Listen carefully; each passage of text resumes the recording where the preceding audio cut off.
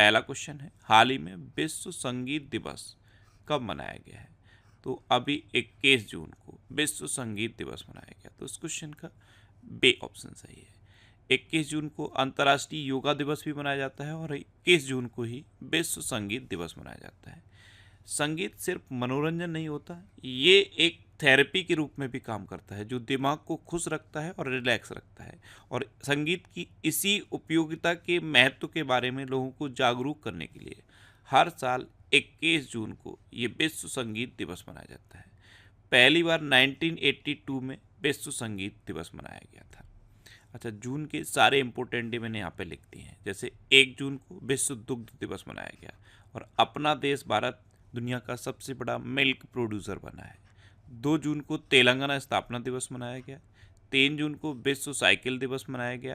4 जून को आक्रामकता के शिकार मासूम बच्चों का अंतर्राष्ट्रीय दिवस मनाया गया।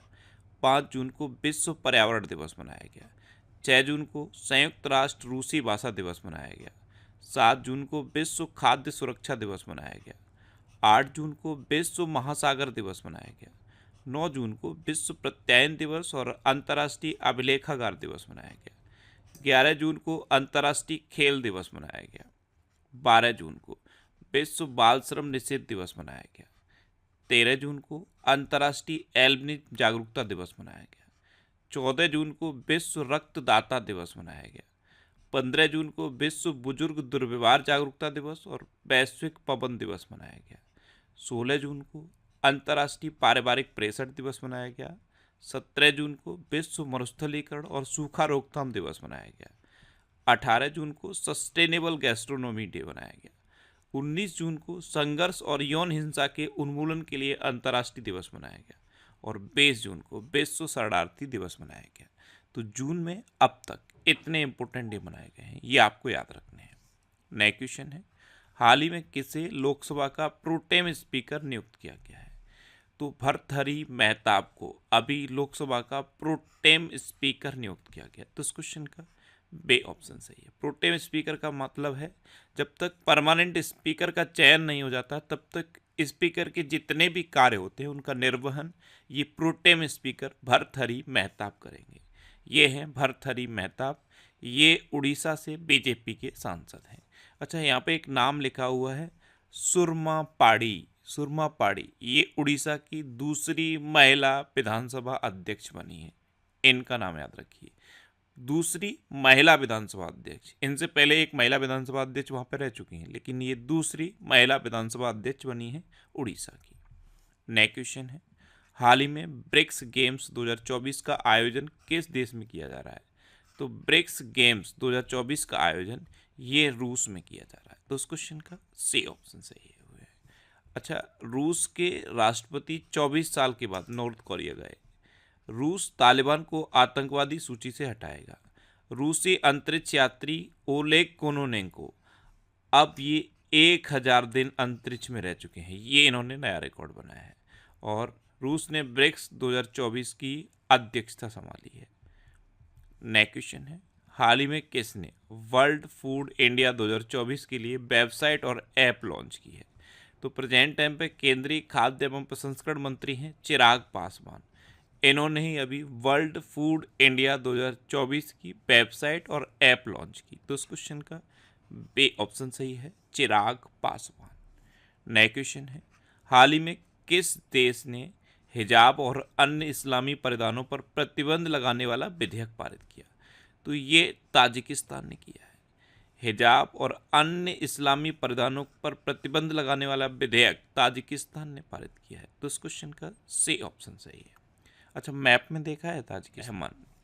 नेक्स्ट क्वेश्चन है, हाल ही में किस राज्य के जंगम जिले में जेडएसआई द्वारा नई ईल प्रजाति खोजी गई है? तो जेडएसआई यानी कि जियोलॉजिकल सर्वे ऑफ इंडिया, इसके द्वारा उड़ीसा के जंगम जिले में ईल की एक नई प्रजाति खोजी गई। तो इस क्वेश्चन का सी ऑप्शन सही है, ईल यानी कि सांप गन्ना टेम्पल है। अभी केंद्रीय मंत्री धर्मेंद्र प्रधान ने उड़ीसा के संबलपुर में भारत के पहले स्किल इंडिया सेंटर का उद्घाटन किया। उड़ीसा सरकार ने स्वयं योजना लॉन्च की।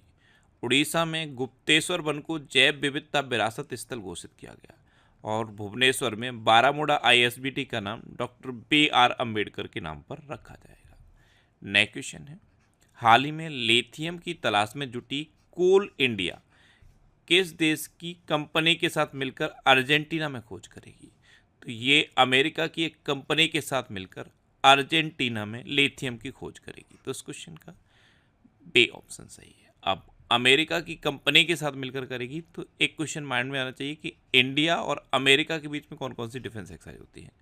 कोप इंडिया, टाइगर ट्रम्प, वज्र प्रहार और युद्धाभ्यास, ये इंडिया और अमेरिका के बीच की इंपोर्टेंट डिफेंस एक्सरसाइज है।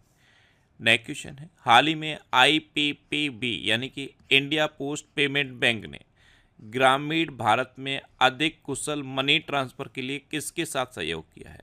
तो इंडिया पोस्ट पेमेंट बैंक ने ग्रामीण भारत में अधिक कुशल मनी ट्रांसफर के लिए रिया मनी के साथ सहयोग किया। तो इस क्वेश्चन का सी ऑप्शन सही है।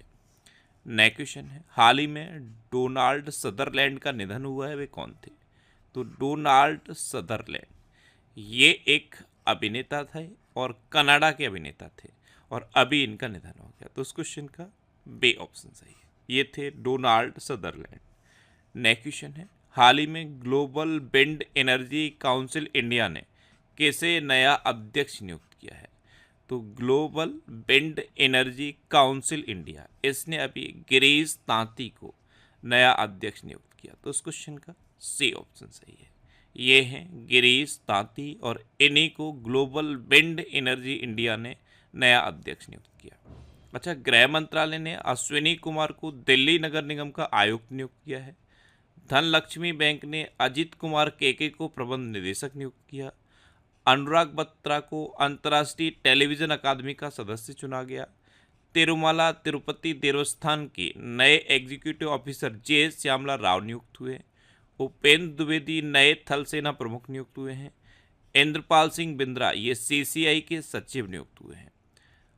राजप्रेत सिंह ग्रामीण विकास विभाग के निदेशक नियुक्त हुए हैं और राकेश रंजन को कर्मचारी चयन आयोग का अध्यक्ष नियुक्त किया गया। नेक्स्ट क्वेश्चन है, हाल ही में कौन भारत का चौथा सबसे बड़ा निर्यात बाजार बना है? तो भारत का चौथा सबसे बड़ा निर्यात बाजार ब्रिटेन बन गया है। तो इस क्वेश्चन का ए ऑप्शन सही है। नेक्स्ट क्वेश्चन है, हाल ही में किस देश के 5400 से अधिक शरणार्थी मणिपुर के नागा जिले में शरण चाहते हैं? तो अभी एक रिपोर्ट आई है कि म्यांमार के 5400 से अधिक शरणार्थी मणिपुर के नागा जिले में शरण चाहते हैं। तो उस क्वेश्चन का बी ऑप्शन सही है। अब नेक्स्ट क्वेश्चन है, हाल ही में NHAI ने AI का उपयोग करके सड़क सुरक्षा बढ़ाने के लिए किसके साथ समझौता किया? तो national highway authority of India, इसने आर्टिफिशियल इंटेलिजेंस का उपयोग करके सड़क सुरक्षा बढ़ाने के लिए IIIT दिल्ली के साथ समझौता किया। तो उस क्वेश्चन का सी ऑप्शन सही है। IIIT दिल्ली यानी कि Indraprastha institute of information technology, इसके साथ NHAI ने AI का उपयोग करके सड़क सुरक्षा बढ़ाने के लिए समझौता किया है। नेक्स्ट क्वेश्चन है, हाल ही में किसे UPCE के पहले निदेशक के रूप में नियुक्त किया गया? तो S त्रिपाठी को अभी UBCE यानी कि Visvesvaraya college of engineering university, इसके पहले निदेशक के रूप में नियुक्त किया गया। तो इस क्वेश्चन का सी ऑप्शन सही है। नेक्स्ट क्वेश्चन है, हाल ही में कौन दुनिया का तीसरा सबसे बड़ा एयरलाइन मार्केट बना है?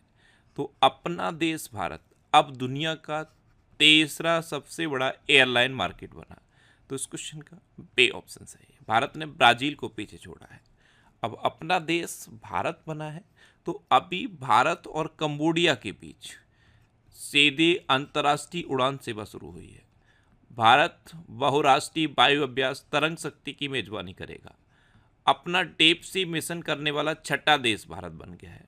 भारत और UAE ने स्थानीय मुद्रा निपटान प्रणाली शुरू की है।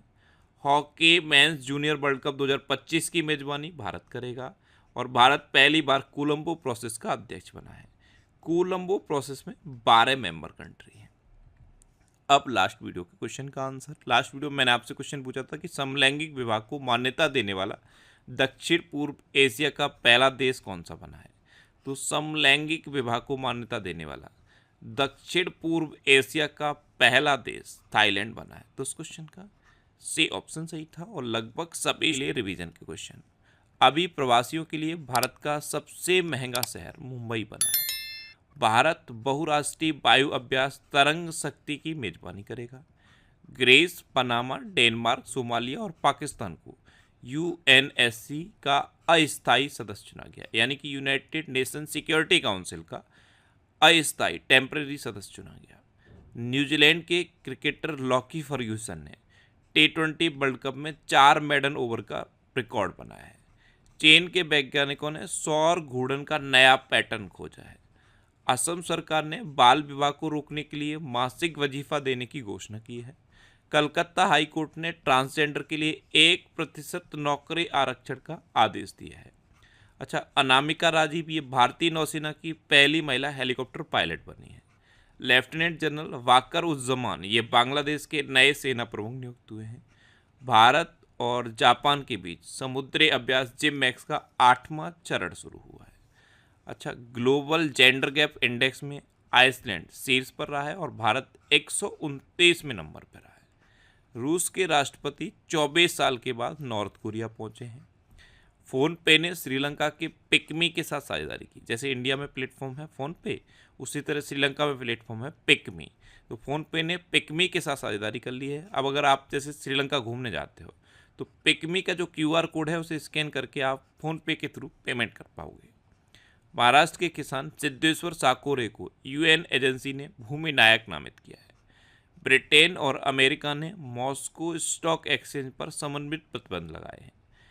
विनोद गडात्रा को Nelson Mandela life time achievement पुरस्कार मिला है। पूजा तोमर अल्टीमेट फाइटिंग चैंपियनशिप जीतने वाली पहली भारतीय महिला बनी है। हरियाणा सरकार द्वारा एक विशेष NRI सेल की स्थापना की जाएगी। और गुजरात में स्थित स्मृति वन स्मारक संग्रहालय को यूनेस्को के प्रेक्स पुरस्कार के लिए चुना गया। ये जो स्मृति वन स्मारक संग्रहालय है ये एक भूकंप संग्रहालय है। अब आपके लिए आज का क्वेश्चन है, हाल ही में जारी वैश्विक ऊर्जा संक्रमण सूचकांक में कौन शीर्ष पर रहा? 4 ऑप्शन दिए गए हैं, इनमें से आपको अपना आंसर बताना है। और इसके अलावा हम